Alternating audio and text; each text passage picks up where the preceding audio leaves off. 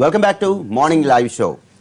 ఏపీలో వైన్ షాపులకు సంబంధించి తీవ్ర ఉద్రిక్త పరిస్థితులు కొనసాగుతున్నాయి. దీనిపై ప్రతిపక్షాలు కూడా ఘాటుగా తమ గళాన్ని వినిపిస్తున్నాయి. ముఖ్యంగా వైసీపీ ఎమ్మెల్యే రోజా ఘాటు వ్యాఖ్యలు చేశారు. దీనికి సంబంధించి ఈ రోజు కూడా తీవ్రమైన ప్రతిఘటనలు కూడా మేము కొనసాగిస్తాం, అలానే అనేక ప్రాంతాల్లో మా గళాన్ని వినిపించడానికి సిద్ధంగా ఉన్నామంటూ ప్రతిపక్షాలు అంటున్నాయి. దీనికి సంబంధించి ఇవాళ చర్చా కార్యక్రమం మన లైవ్ షోలో చూస్తున్నాం.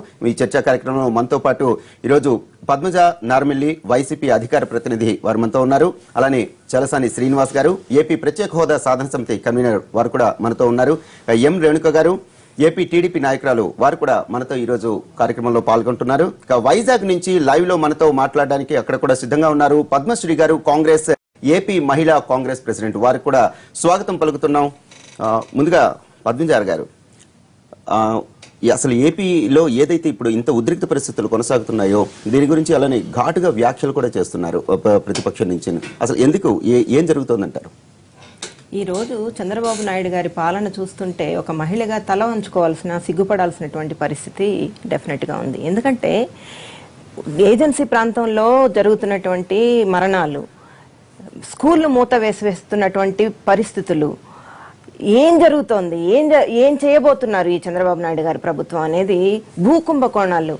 విశాఖ లాంటి ప్రాంతాల్లో అధికార పక్షానికి సంబంధించిన నేతలే, మంత్రులే వేల వందల ఎకరాలు కబ్జా చేసినటువంటి తీరు, నిన్నటికి నిన్న సదావర్తి భూముల వ్యవహారంలో అడ్డగోలుగా తెలుగు తమ్ముళ్ళు చేసినటువంటి నిర్వాకం, ఇలాగా ఖజానాని అడ్డగోలుగా పచ్చ చొక్కాలు వేసుకున్న నేతలకు కట్టబెడుతూ ప్రభుత్వ ఆస్తులను కూడా కొల్లగొడుతూ ప్రజా సంక్షేమాన్ని పూర్తిగా నిర్వీర్యం చేసుకుంటూ కేవలం బార్ల గురించో మహిళల గురించో ఈరోజు పడుతున్నటువంటి వేదల్ని రోజా లాంటి నాయకురాలు తన సహచరి ఎమ్మెల్యే నిలదీసి అడిగిన ప్రశ్నలకి సమాధానం చెప్పలేక ఆవిడ్ని చాలా తీవ్రమైన పదజాలంతో, చాలా వ్యంగ్య ధోరణిలో మాట్లాడినటువంటి తీరు నిజంగా ఒక దళిత ఉపాధ్యాయ వృత్తిలో నుంచి వచ్చి ఈరోజు మంత్రి అయినటువంటి నాయకులు చేయవలసినటువంటి తీరా ఇది. ఈరోజు ప్రజలకి, మహిళలకి సమాధానం చెప్పుకోలేక, రోజా అడిగిన ప్రశ్నలకి సమాధానం పక్కన పెట్టండి, ఈరోజు ఏ మీడియాలో చూసినటువంటి తీరైన ప్రతి ఆంధ్రాకో లేదా తెలంగాణకో తెలుగు ఛానల్ ఏ ఛానల్ తీసుకున్నప్పటికీ కూడా మహిళలు నిగదిస్తున్నటువంటి ప్రశ్నలకి సమాధానం చెప్పలేక, అదొక హెల్త్ డ్రింక్, బీర్ అనేది ఆల్కహాల్ పర్సంటేజ్ చాలా తక్కువగా ఉంటుంది, అదొక హెల్త్ డ్రింక్, మేము దాన్ని ప్రమోట్ చేస్తాము, దాన్ని ఎక్కువ సేల్స్ వచ్చేటట్టు చేస్తాము అనే తీరులో ఆయన మాట్లాడిన దానికి, మేము నిలదీసి అడిగిన ప్రశ్నలకి, రాష్ట్ర మహిళలు అడుగుతున్నటువంటి, తెలుగు మహిళలు అడుగుతున్నటువంటి ప్రశ్నలకి సమాధానం చెప్పకుండా ఆయన ఇంకా సమర్థించుకునే పద్ధతిలో టెస్ట్కి వెళ్దాము, ఎవరి పర్సంటేజ్ ఎంత ఉంటుంది బ్లడ్ లో అని మాట్లాడే తీరు వాళ్ళ దిగజారుడితనానికి, వాళ్ళ మైండ్ సెట్ కి నిదర్శనం. తెలుగు ప్రజలు కాచుకుని ఉన్నారు. ఇటువంటి నేతలకు బుద్ధి చెప్పే రోజు తొందరలోనే వస్తుంది.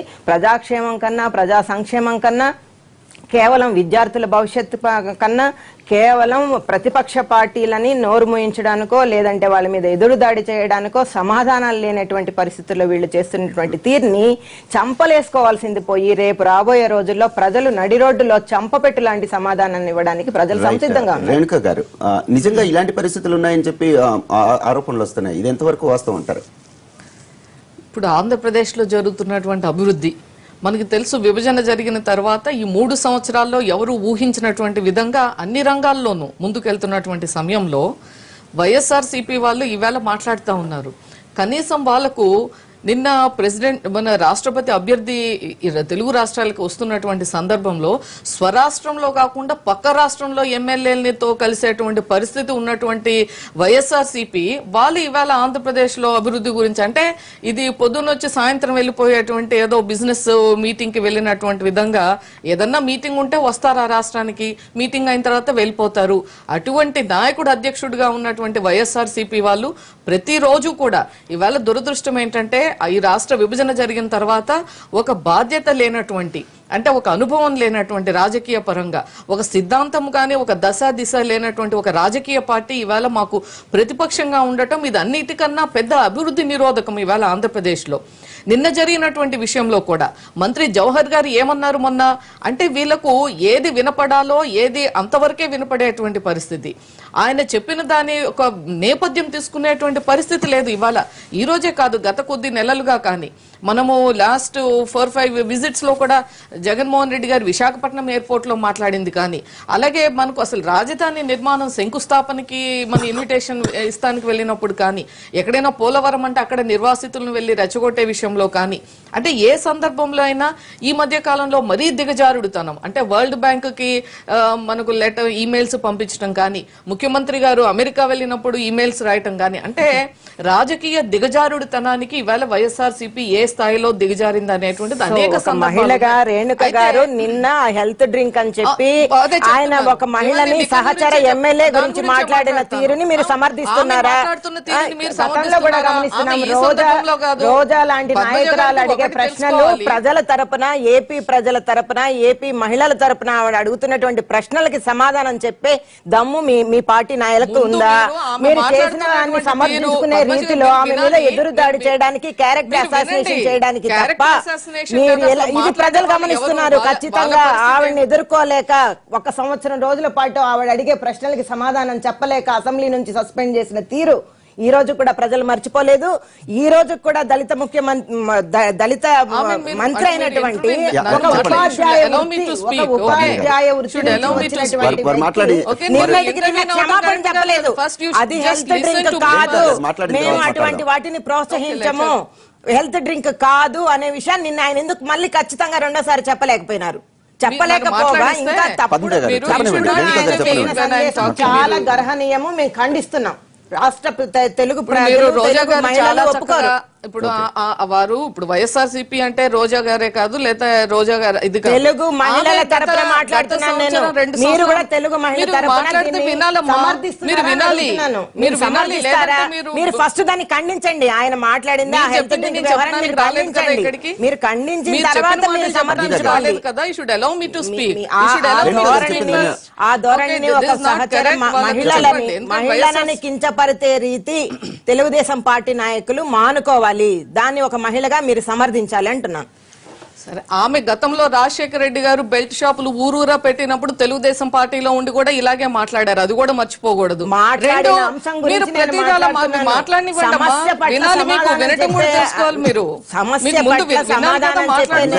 అలవాటు చేసుకోండి. అడుగుతారు, అడిగే ప్రశ్నని అక్కడ ఇష్యూ బేస్డ్ గా మాట్లాడాలి. ఆవిడ అడిగిన ప్రశ్న సమాధానం చెప్పడం నేర్చుకోవాలి అంటున్నాను నేను. వారికి చెప్పండి, మీరు వారు చెప్పింది మాట్లాడటానికి కాదు కదా, మా పార్టీ వర్షన్ మాకు ఉంటుంది. మేము మాట్లాడుతున్నప్పుడు వాళ్ళు సహనంతో వినాల్సినటువంటి అవసరం కూడా ఉంది. రోజా గారు మాట్లాడింది ఇప్పుడే కాదు, గత 3 సంవత్సరాల్లో ఆమె మాట్లాడుతున్నటువంటి తీరు యావత్ మహిళా లోకం సిగ్గుపడి తల ఉదించుకునేటువంటి పరిస్థితి వచ్చిన సందర్భాలు అనేకం ఉన్నాయి. అయినప్పటికీ కూడా నిన్న మంత్రి జవహర్ గారు ఏం చెప్పారు, ఈవేళ సాఫ్ట్ డ్రింక్స్ లో కూడా చాలా వాటిల్లో ఉంటున్నాయి, 9% ఉంది, 6% ఆల్కహాల్ కంటెంట్ అని. అలా ఆల్కహాల్ కంటెంట్ చూసినప్పుడు దీనిలో కొద్ది తగ్గు భాగమే ఉన్నది. కాబట్టి ఏదైనా సరే ఇప్పుడు ఈవేళ ఆల్కహాల్, మద్యపానము, దీన్ని లిక్కర్ షాప్స్ కి లైసెన్సులు అనేటువంటిది ఒక ఎత్తు అవుతే, మన దేశవ్యాప్తంగా జరుగుతున్నటువంటి అనేక వాటిలో మన భాగస్వామ్యం అవ్వాలంటే మొత్తం దేశంలోనే లిక్కర్ బ్యాన్ చేయాలి. ఎందుకంటే మన గతంలో కూడా ఎన్టీ రామారావు గారు ఇది ఎప్పుడైతే మనము మద్యపాన నిషేధం చేసినప్పుడు ఏమైంది, పక్క రాష్ట్రాల నుంచి మనకు ఇలిసిట్ లిక్కర్ వచ్చింది, అనేక మంది చనిపోయారు. ఇక్కడ కూడా వాళ్ళు తయారు చేయడం మొదలు పెట్టారు. కాబట్టి అవన్నీ దాని మూలంగా అయితే ఇక్కడ మనం అర్థం చేసుకోవాల్సిన అవసరం ఉంది. చెప్పండి, ఆరోగ్యానికి హానికరమా డాక్టర్ ఐ మస్ట్ సే అది లిమిటెడ్ గా, ఇప్పుడు ఎనీథింగ్ వాళ్ళు దానికి ఆరోగ్యకరమని చెప్తున్నారా, ప్రోత్సహిస్తున్నారా? 18 ఏళ్ళు దాటిన ప్రతి ఒక్కరిని తీసుకోమని మీరు సలహా ఇస్తున్నారా? హెల్త్ కి చాలా మంచిదని అడ్వైస్ చేయబోతున్నారా? Doctors who advice take in a limited quantity which is good for health అని. ఇది కార్డియాక్ పేషెంట్స్ గా ఎవరికైనా సరే మధ్యాంధ్రప్రదేశ్, బీరాంధ్రప్రదేశ్ చేయదలుచుకున్నారా? తెలుగుదేశం దీన్ని చేసి ఇంటికి వీధికి ఒక లిక్కర్ షాప్ ఉన్న, వీధికి ఒక బెల్ట్ షాప్. ఆహార లోపం ఉన్న ప్రతి ఏజెన్సీ ఏరియాలోనూ ప్రతి పేద ప్రజలకి లేదా రేషన్ ఏజెన్సీ ఏరియా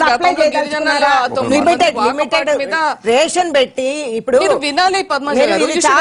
ఇప్పుడైనా కనీసం ఒక మహిళగా అది హెల్త్ డ్రింక్ కాదు, హెల్త్ కి మంచిది కాదు, దీన్ని మనం ప్రోత్సహించకూడదు అని మీరు ఒప్పుకున్న తర్వాత మాట్లాడితే దానికి న్యాయసమ్మతంగా ఉంటుంది, ధర్మసమ్మతంగా ఉంటుంది.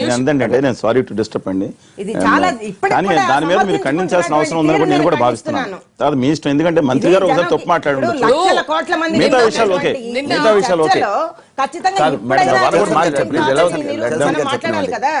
ఇప్పుడు కూడా సమర్థిస్తున్నారు అది కొద్దిగా లిమిటెడ్ గా తీసుకుంటే health శ్రీనివాస్ గారు మంచిదని. మాట్లాడండి, చెప్పండి. ఒకటండి మేము కూడా డాక్టర్స్ కుటుంబం నుంచి వచ్చిన వాళ్ళమే దాన్ని అసలు ప్రోత్సహిస్తామా? అసలు ఏం జరుగుతుంది? సుప్రీం అందరూ కోర్టు ఏం ఇక్కడ గైడ్ లైన్స్ మా ఇచ్చింది? అమ్మగారు కూడా డాక్టర్ అండి, అందరూ వాళ్ళు డాక్టర్. మరి? ఒకటండి, తాగండి తాగి ఊగండి అనే ప్రోగ్రామ్ లో మొత్తం దాన్ని దేశంలో ఖండించాలి. చాలా ప్రభుత్వాలు ఊగుతా ఉన్నాయి. నేను మద్య నిషేధం కూడా, ఎందుకంటే నేను టీటోల్ వేరే విషయం ఖచ్చితంగా దాన్ని వ్యతిరేకిస్తుంది, కానీ మద్య నిషేధం కూడా పెడదామని చెప్పి ఆలోచించిన కేరళ ప్రభుత్వం దాన్ని వాళ్ళు తొలగించే స్థితికి వచ్చింది వామపక్షాలున్న. అలాగే నితీష్ కుమార్ గారు కూడా పెట్టిన తర్వాత ఆలోచించి ఈ విధానంగా చూసుకుంటే మాత్రం మద్య నిషేధం చాలా కష్టం. దోబగుంట రోశం గారు ఏదైతే ఆ రోజు ఉద్యమం మొదలు పెట్టారో ఒక అద్భుతమైన ఉద్యమంగా వచ్చి ఆ రోజు ఎన్టీ రామారావు గారు మద్య నిషేధాన్ని పెట్టడం కూడా జరిగింది. కానీ అది అమలు కాలేదు. అందువల్ల మేమేం కోరుతామంటే మద్య నియంత్రణ తగ్గించుకోవాలి. రెండోది, ఖచ్చితంగా మేమందరం నిర్ద్వందంగా ఇవాళ మేము అడుగుతున్నాం, క్షమాపణ చెప్పాలి. నేను వెనక్కి తీసుకోమని కూడా అంటలా. మంత్రి గారు మాట్లాడిన విధానం ప్రజల్లో పిల్లల్లో బీరు తాగటం కూడా ప్రోత్సహించేది ఎట్లుంది. చాలా ఇది సరైన విధానం కాదు. ఎందుకంటే దాంట్లో స్పోర్ట్స్ దీంట్లో సాఫ్ట్ డ్రింక్ లో పురుగు మందుల అవశేషాలు ఉన్నాయని వేరే విషయం. ఇది మాత్రం ఖచ్చితంగా ఒకసారి ఒక్కొక్కరు తప్పు చేస్తారు, ఇబ్బంది, ఒక్కోసారి మాట తేడా వస్తుందండి. లోకేష్ గారు ఒకటి మాట్లాడవచ్చు, లేదా జగన్ గారు మాట్లాడి సవరించుకుంటారు. అందువల్ల ఖచ్చితంగా మహిళ కానీ కాదండి, మహిళలకు ఒక్కరికైనా ఖచ్చితంగా ప్రతి ఒక్కళ్ళు ఒక పిల్లలు మిగతా అందరూ దెబ్బతీస్తుంది కాబట్టి సవరించుకోవాలని ఆ ఇష్యూ వరకు నేను మిగతా రాజకీయాలు. రెండోది, కేంద్ర ప్రభుత్వం ఏం చేసిందంటే, శ్రీనివాస్ గారికి ఒకటి వారికి తెలుసు, గతంలో మనం చాలా ఈ కోక్ పెప్సీ వీటిల్లో కొన్ని కంపెనీస్ చేసిన అలా అందుకని ఇప్పుడు బోన్స్ వేసి మెల్టింగ్ అందుకని సాఫ్ట్ డ్రింక్స్ తాగకూడదు అని చెప్పి పెద్ద ఎత్తున ప్రచారం జరిగింది. ఆ కంపారిటివ్ కాంటెక్స్ట్ లో ఆయన చెప్పినటువంటి హెల్త్ డ్రింక్ అనే స్ట్రైట్ అవే వాటి క్వశ్చన్ అండి. హెల్త్ డ్రింక్ అని ఆయన అన్న మాట తప్పు, పిల్లలకి భయంకరమైన పెను ప్రమాదం సంభవిస్తుంది. ఇప్పుడు దాంట్లో కూడా అది కాదండి, మొత్తం మంది ఇస్తారు ఆపరేషన్ చేసేటప్పుడు, అందుకని మొత్తం ప్రమాదాలు తీసుకోవచ్చు అంటారా? ఏమండి, సైంటిఫిక్ గా రీసెర్చ్ లో ప్రూవ్ అయింది. డాక్టర్ గారు, రేణుక గారు, మీకు కూడా తెలిసి ఉంటుంది, మార్జువాని గంజాయిని లిమిటెడ్ మోతాదులో తీసుకుంటే అది చాలా నరాల వీక్నెస్ ని కాపాడుతుంది అని. రేపటి నుంచి గంజాయి సాగు మొదలు పెడదామా? అందరినీ ప్రోత్సహిద్దామా? ఏం పద్ధతి అండి? చంద్రబాబు నాయుడు మిగతా విషయాలు నేను వారు పొలిటికల్ గా మాట్లాడుకోవచ్చు, ఈ విషయంలో మాత్రం మంత్రి ఒకసారి మిగతా విషయాలు అవసరం కూడా లేదు. అక్కడ జరిగినటువంటి కాంటెక్స్ట్ చెప్తున్నాను.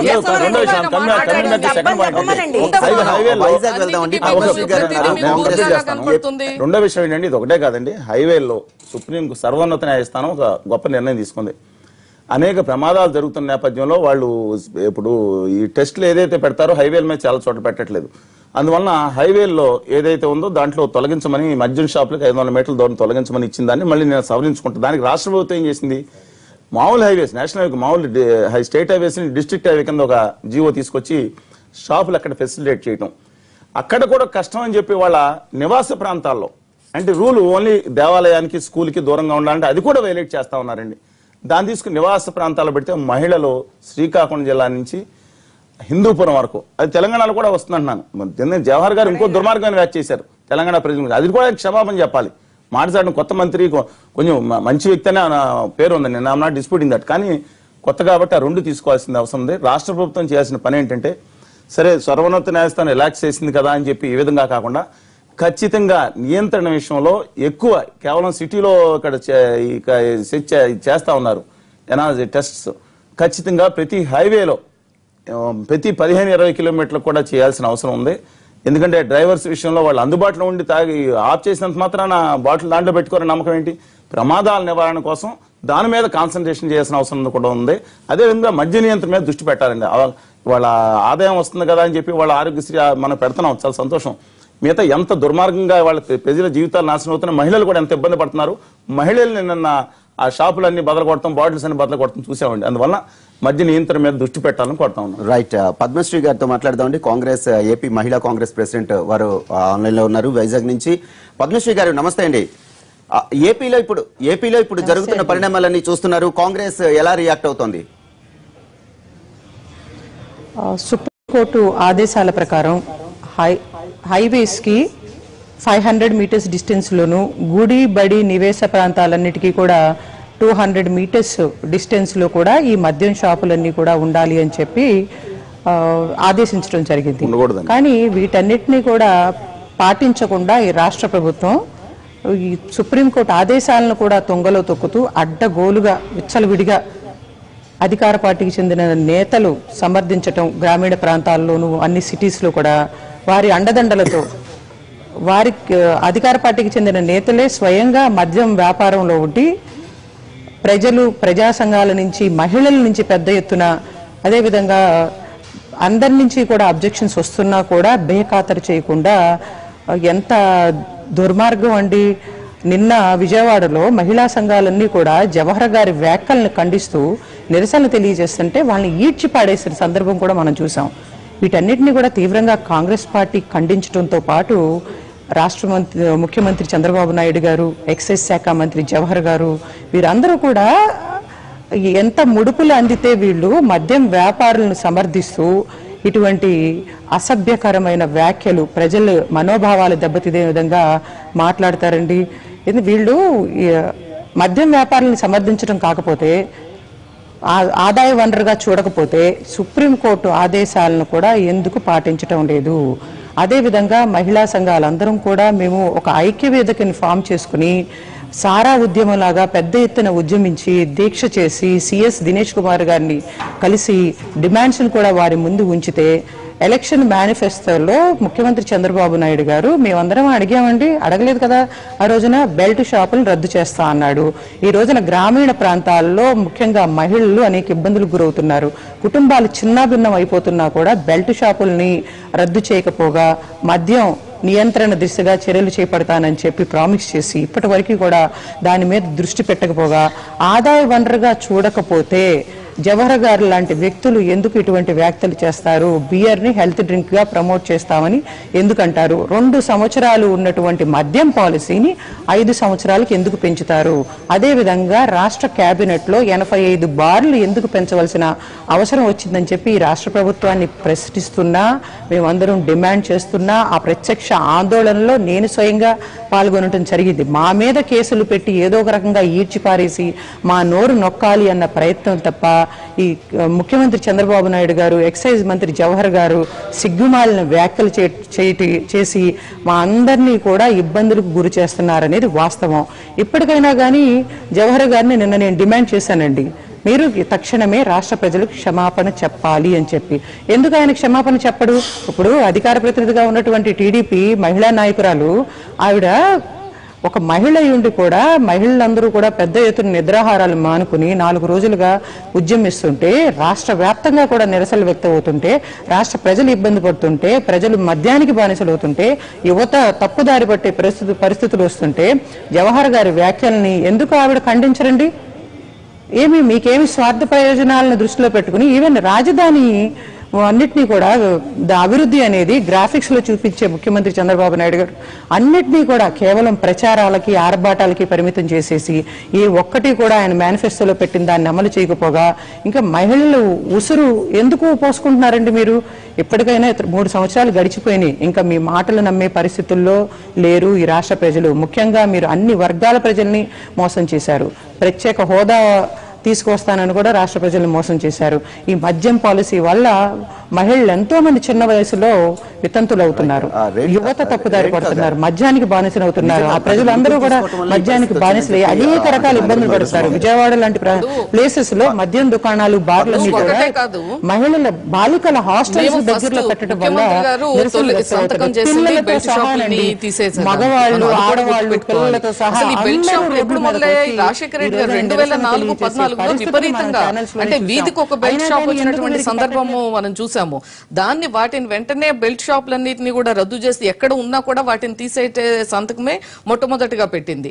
ఆ తర్వాత ఇప్పుడు చెప్తున్నారు ఎక్కడ బానిసలు అవుతున్నారు, ఇదంతా కరెక్ట్. ఎక్కడైతే ఇది అది దాన్ని అణచివేయటానికి, దాన్ని నియంత్రించడానికి ప్రతి ఒక్కరూ కూడా సమాజంలో ప్రతి ఒక్కరు, అది మహిళల యొక్క బాధ్యతే కాదు, సమాజం యొక్క బాధ్యత కూడా, ప్రభుత్వాలది కానీ ప్రతిపక్షాలది కానీ, సమాజంలో ఇంట్లో నుంచి ప్రతి ఒక్కరి దగ్గర. పిల్లలు ఇవాళ ఎందుకు నిన్న మొన్న లాస్ట్ 2-3 డేస్ ఇక్కడ హైదరాబాద్ లో మనం చూస్తున్నాము డ్రగ్స్ గురించి, విరివిగా డ్రగ్స్ డ్రగ్స్ బానిసలు అవుతున్నారు, డ్రగ్స్ డీల్ చేసే దాంట్లోనూ భాగస్వామ్యులు అవుతున్నారు పిల్లలు అనేటువంటిది. కాబట్టి ఇవన్నీ కూడా సోషల్ యాంగిల్లో మనము ఎక్కడ ఇంట్లో తల్లిదండ్రులు మొదలు స్కూల్స్ లో కానీ ప్రతి దగ్గర కూడా అప్రమత్తంగా ఉండాలి, కౌన్సిలింగ్ చేయాలి, అవేర్నెస్ తీసుకురావాలి, ఎడ్యుకేట్ చేయాలి. అప్పుడే ఇవి ఓవరాల్ గా మనం అనుకున్నటువంటి లక్ష్యాన్ని సాధించేటువంటి పరిస్థితి ఉంటుంది. కాబట్టి ఈవేళ ఏదైతే అంటే ఇప్పటికి కూడా ఇప్పుడు ప్రతిదీ రాజు ముడుపులు అంటున్నారు. అసలు ముడుపులు గతంలో ఏ మంత్రి ఈ యొక్క లిక్కర్ బిజినెస్ లో ఉన్నారనేటువంటిది రాష్ట్రం అంతటా తెలుసు. అది ఇప్పుడు మనం గతంలోకి వెళ్తే ఒక్కొక్కరి యొక్క చరిత్రలు తీస్తే ఆ రోజు ఉన్నటువంటి మంత్రులుగా ఉంటూ లిక్కర్ బిజినెస్ లో ఏ స్థాయిలో వాళ్ళు పాల్పడ్డారు, వాళ్ళ మీద ఎన్ని కేసులు ఉన్నాయి అనేటువంటిది ఈ రాష్ట్ర ప్రజలందరికీ తెలిసినటువంటి సందర్భం. వీళ్ళకి ప్రతి విషయంలోనూ అవినీతి లేదంటే ముడుపులు అనటం అనేటువంటిది వాళ్ళకి భాగమైపోయింది. ఏదో ఒక ఆరోపణ చేయాలి. ఈవేళ ముఖ్యమంత్రి చంద్రబాబు నాయుడు గారి యొక్క ఇమేజ్ ని చెడగొట్టాలి అంటే ప్రతిరోజు ముడుపులు అనేటువంటిది ఒకటి తీసుకురావటం అలవాటు అయిపోయింది వాళ్ళకి. కానీ ఈవేళ రాష్ట్రంలో ఉన్నటువంటి పరిస్థితి అది కాదు. ఇవాళ ప్రతి రంగంలో అభివృద్ధితో ముందుకెళ్తుంది. ఎవరూ కూడా మద్యాన్ని ఆదాయ వనరుగా చూసినటువంటి సందర్భం ఈ రాష్ట్ర ప్రభుత్వం చేయట్లేదు. నిజంగానే మాకు ఇంత లోటు బడ్జెట్ ఉన్నప్పటికీ కూడా బెల్ట్ షాపుల్ని తీసేసాం. మనము ఈ 2-3 రోజులుగా జరిగింది కూడా ఎప్పుడైతే ఈ సుప్రీంకోర్టు నిన్న అమెండ్మెంట్ రాకముందు ఉన్నటువంటి పరిస్థితుల్లో 1-2 దగ్గర ఇన్సిడెంట్స్ జరిగినప్పుడు మంత్రి గారి నోటీస్కి వచ్చిన వెంటనే అవి అక్కడి నుంచి తీసేపిస్తాము అని చెప్పడం జరిగింది. అలాగే ఎక్కడైతే ఇబ్బంది లేకుండా ప్రజలకు కానీ యాజ్ పర్ గైడ్ లైన్స్ ఎక్కడెక్కడ ఉండాలో ఆ ప్లేసులకే ఇవ్వటం జరుగుతుందని కూడా చెప్పడం జరిగింది. ఇవాళ మద్యంని రాష్ట్ర ప్రభుత్వం ఎక్కడా కూడా వనరుగా చూడట్లేదు. ఇంత లోటు బడ్జెట్ ఉన్నా కూడా మేము ఇచ్చినటువంటి ప్రామిసెస్ రైతులకి రుణమాఫీ కానీ డ్వాక్రా వాళ్ళకి ఇస్తామన్నది కానీ ఈవేళ మేము చంద్రన్న బీమా కానీ అలాగే చంద్రన్న కానుకలు పండుగలకి ఇచ్చేవి కానీ కొన్ని మేము మేనిఫెస్టోలో చెప్పలేదు. చెప్పకపోయినప్పటికీ చేస్తున్నాం కార్యక్రమాలు లోటు బడ్జెట్ లో ఉన్నప్పటికీ కూడా. ఇవి మనం గమనించవలసినటువంటి అవసరం. అసలు మీరు చెప్పిన వాటన్నిటికీ కూడా మేము ఒప్పుకుంటున్నాం. నిన్న జవహర్ గారు చేసిందని ఇంతకు ముందు మీరు మాట్లాడుతూ కూడా అదొక హెల్త్ డ్రింకే, దాంతో పర్సంటేజ్ తక్కువ అన్నారు. కనీసం ఇప్పటికైనా ఇప్పుడు ఇంతవరకు మేము జవహర్ గారు ఒక్కరి దృష్టి అలా ఉందనుకున్నాం. ఇప్పుడు మీ దృష్టి కూడా దానికి యాడ్ అయింది. హెల్త్ డ్రింక్ అనట్లేదు ఎవరు, దాన్ని హెల్త్ డ్రింక్ ఆయన అన్నదాని పరిస్థితి బ్యాక్గ్రౌండ్ చెప్తున్నారు. మీరు పదే పదే దాన్ని ఆయన హెల్త్ డ్రింక్ అన్నదాని వెనుక ఆయన మైండ్ లో ఏమనుకొని ఆ మాట అన్నారని చెప్తా ఉన్నాను. ఇప్పుడు తెలియజేయండి నిన్న జవహర్ గారు ఏమన్నారు, నేను ఇంత ముందు చెప్పినట్టుగా సాఫ్ట్ డ్రింక్స్ ఆ విధంగా ఉంది, ఇది తక్కువ డ్రింక్ ఇది ఉంటుంది అని చెప్పాను. తెలుగుదేశం మహిళా నేతగా మీరు హెల్త్ డ్రింక్ కాదు, అది ప్రోత్సాహకరం కాదని చెప్పండి. పరిస్థితులు అలానే ఇప్పుడున్న మద్యం పాలసీ అలానే సుప్రీంకోర్టు ఎటువంటి గైడ్ లైన్స్ ఇచ్చింది, దాన్ని నిజంగా తుంగలో తొక్కడం అనేది ప్రతిపక్షాలు ఆరోపిస్తున్నట్లుగా జరుగుతుందా?